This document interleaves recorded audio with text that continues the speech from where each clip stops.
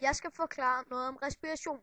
Der findes to forskellige. En, der hedder aerob, som bruger ilt, og en uden ilt, der hedder anaerob. Jeg vil uddybe den med ilt lidt mere. Som sagt skal der bruges ilt, eller O2, som det hedder.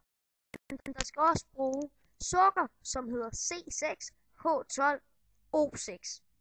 Og det får man så energi.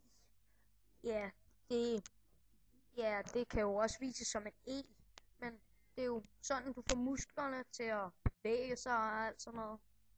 Ja. Altså, hvis vi kunne, ville vi jo stråle, fordi vi lavede så meget energi. Samtidig kommer der også både vand, som ses her, og som også kan kaldes H2O, fordi det er vand. Men der kommer CO2 ud af det. For eksempel, det kommer der jo også ud, når vi udånder. Nu har jeg forklaret noget om respiration. Nu vil jeg forklare om det forsøg, vi har lavet i klassen om respiration.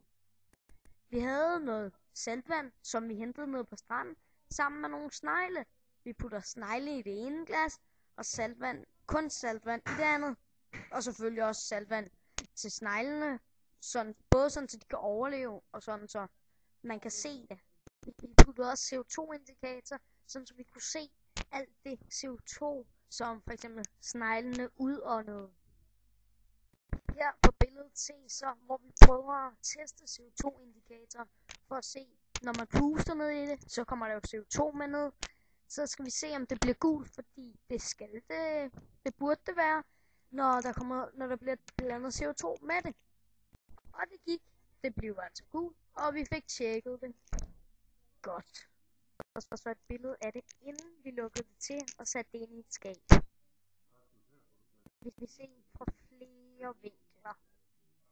For eksempel herfra og fra den anden. Efter en uge kom det her resultat, som ser ud til nogenlunde at være det samme, hvilket det ikke burde være.